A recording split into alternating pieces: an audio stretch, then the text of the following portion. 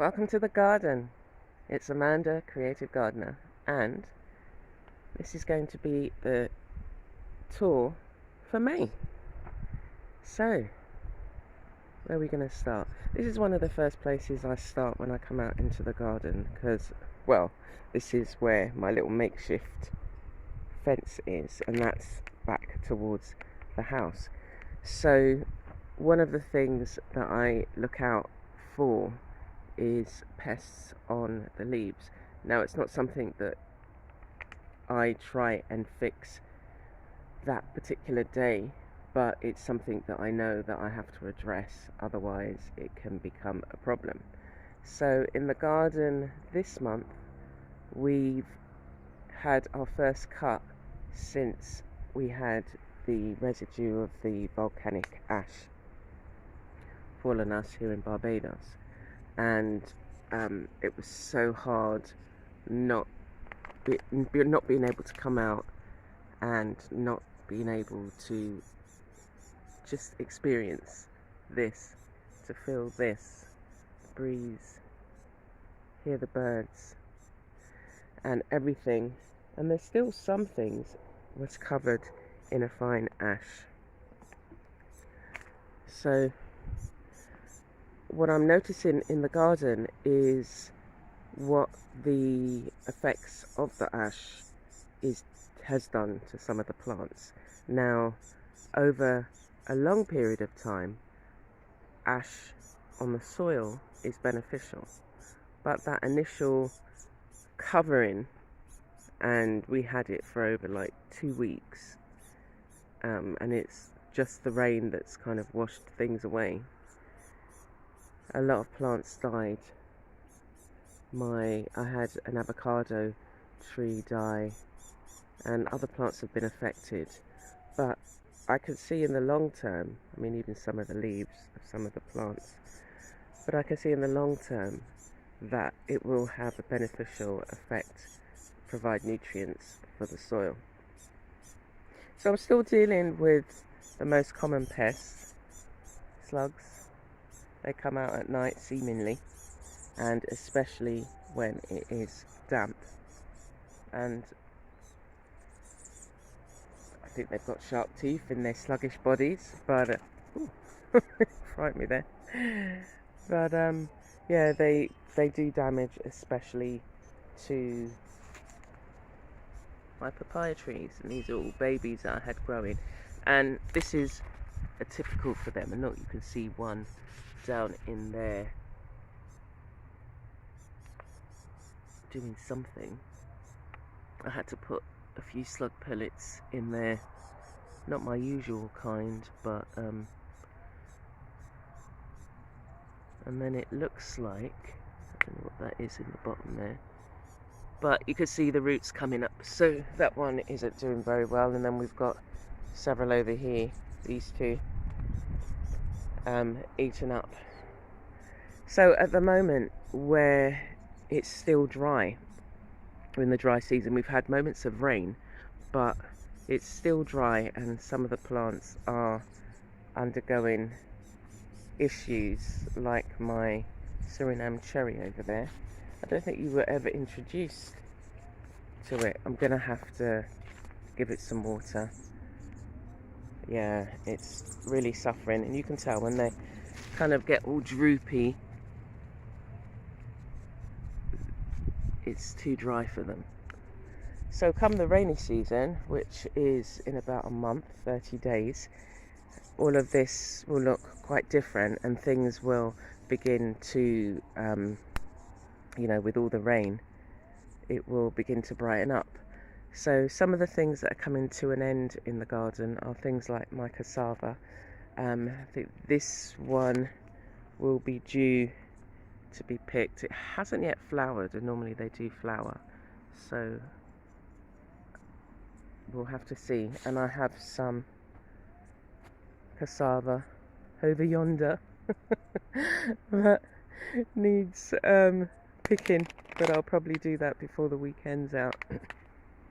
This is a new plant. It's been growing slowly. I hadn't known what it was excuse me, and then it flowered. Look, see, you can still see some of the residue of the ash. It flowered, and now it's got these things. I thought the plant that I thought it was, I thought it had some fruit, but these would be the seed pods, but they seem to be growing, so we'll just have to wait and see. I'll have to try and identify it again. And these are the beginnings of the flowers. So we've had lots of birds build their nests. The bird actually built its nest in this male papaya tree, and it didn't realise it was still growing, and it fell down. So that's one of the, it's probably the banana quit. It has a yellow breast, one of the birds of Barbados, and it builds its nest out of, as you can see, the dry grass and cotton that we've got growing in the garden. And you can see some of the cotton here on the plants. I haven't yet managed to pick all of it. I've got another massive cotton plant growing on the other side of the garden, and I can't keep up with the production. So yeah, everything looks a little bit dry at the moment. Leaves are going yellow on some of the plants. It rained about a tablespoon yesterday, and as you can see, when you see a lot of plants like that, you know that, and drooping. So the yeah, they're a little bit droopy, so we could have some more water. So let's continue going around the garden. These trees are growing really nicely. I can't remember the name, but they're the red seeded, they have red seeds to them, and people make jewellery out of them. So I've got 3 here. They are quite closely planted together, and that's done because I know that they can reach, like, a height of 20 feet. So I'm going to control the height of them, keep them shorter. This neem tree here hasn't yet flowered, unless there's flowers at the top. I'm really excited about the neem tree flowering. It smells a bit like honeysuckle, but generally these areas I'm missing my pickup tool. It broke, and what it usually helps me do is pick up and just tidy up, pick up a lot of the seed pods from the shack tree. In this section we have the sugarcane. I don't know what's going on. I mean, most of the sugarcane you see fields of sugarcane. Similar things are happening, I guess, and I guess it's because of the ash and then the drier weather. We've had rain, but the ones that I've planted, some of them have died. New ones have come up, and I'm just not sure what's happening. Like to this one, it looks like it's died, and there's others that look like they're dying, so I'm not sure. I know they're not ready, but I'm not sure what to do for it, and whether I'll have any to save, whether we'll be able to get some sugarcane. I mean, there's still life on some of them. Here's a mango tree in the making, and again, everything's really dry. This is the ash damage that you can see, and on my aloe there, I've got other aloes that are still struggling, just need a lot of water. But I had set out this garden with the purpose that I wasn't going to need to constantly be watering. I wanted it to be self-sufficient, and by and large it is. The trees, like even the moringa tree, it does look sparse, but then they come back, and at the moment the seed pods, the drumsticks, are providing food for the birds, which is good. There's only so much you can get through. My family doesn't like them. And then in this section, sorry I skipped through that section, I've got cassava there that needs to be pulled. And oh no, how did I miss you? This is my henna tree. It started off, I had, if you just imagine a branch, like if you just imagine this, and look how big it's grown. It's lovely, isn't it? Well, I think it's lovely, and it has beautiful smelling flowers. They again smell very sweet. I compare everything to honeysuckle, but they're sweet. And what you can see here are the seeds. So I'm going to have quite a few seeds to be able to plant up and maybe even grow more. So I'll just give you a quick overview this month. This is Ginnip, or the Barbadians call it Aki. So I've got about 5 of them, 5 trees. Again, I'm keeping them compact in height and seeing how we do. I've got one in an area that I'm just going to allow it to grow. We're looking at coconut there, and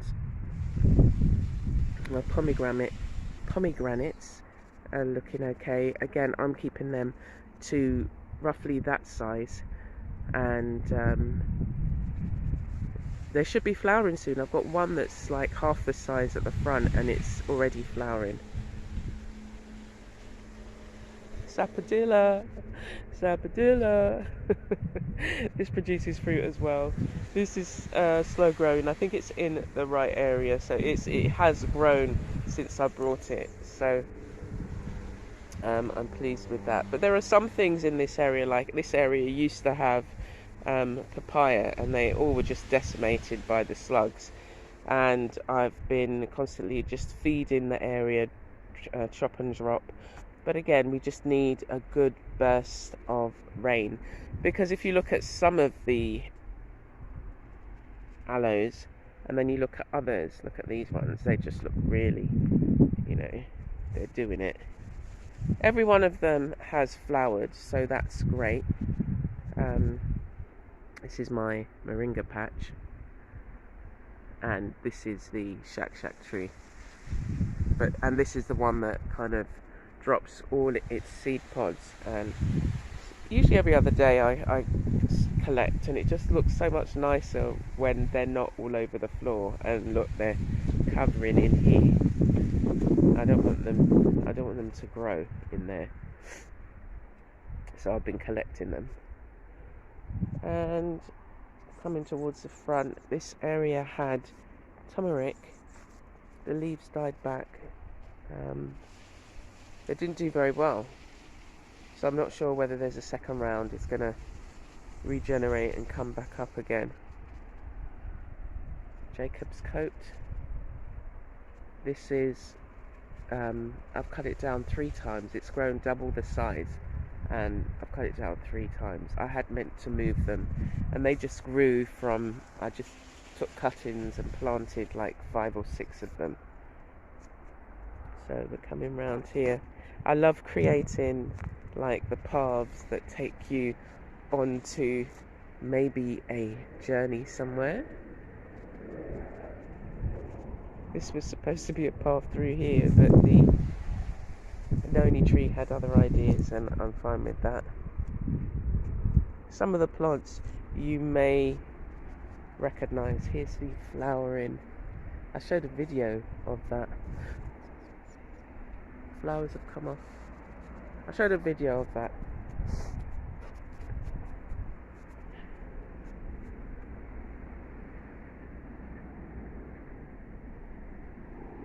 It's on the floor there. Must be a leaf. But I love that look.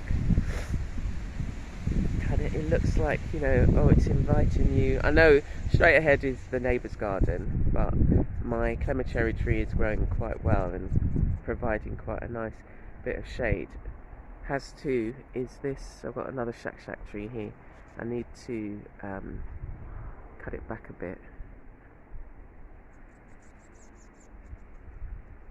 but and then round this area leads out to the front, and I'm always putting, but I put this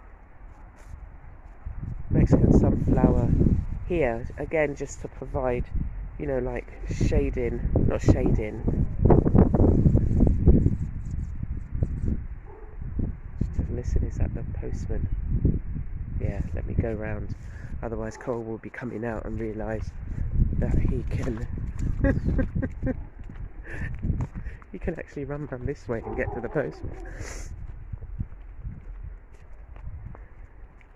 Sorry about that, but we'll come this way anyway and you can see this side. So I've used the scaevola again as another kind of natural hedge, and it gives you just some privacy if you're sitting over there, because we still don't have a fence and people can see. Let me just go and sort him out.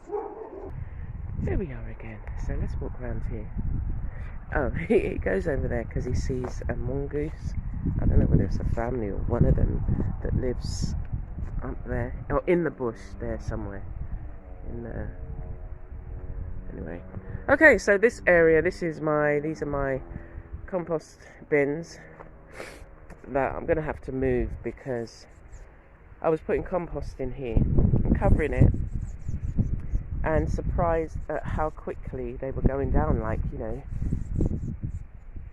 we're putting fruit and vegetable cuttings in there, and then I looked and saw that there were mice in it, and they were just having a feast in there. So I had to just put not fruit peelings or anything, but just leaf cuttings. So I've got to get a different system for fruit peelings and vegetable cuttings. Anyway, so here's another. We saw this side, the other side, and this is this side. I wanted this is River Tamarin, and this is our wasp infested. It's got some wasp nests in here, but apparently they die off after a while. So I was just like, okay, let's see, give them sanctuary, and then see if they move. One set did move actually, because there was around here a while ago. There was so many wasps out here, and I was just like, what's going on? And it was another queen emerging and moving the wasps. Anyway, so I'm trying to get this, like, you know, archway, natural archway. This is the River Tamarin, and what's growing on it, you can see these red and green things are called ivy gourds. They are actually edible. The monkeys seem to like them as well. I've looked on, you know, the internet, and there are some recipes for them, so we will try it another time. And yeah, Mexican sunflowers just growing up here with some papaya there as well, and I've got a banana tree. I'm trying to give it shelter but enough sunshine. These don't normally grow this height, so I'm going to cut them back a bit, and then it just leads round to the front where it's still a work in progress. We've got the cotton tree here. Thank you, sunshine. Sunshine is just gone in for a bit. See, I'm not able to pick it fast enough. And this one has currently got these, what are they called? They're red, and they eat the seeds. Let's see if I can show you. Yeah, see, there's one there. I can't remember the name, I was looking them up. And then I've used the scaevola to create a little.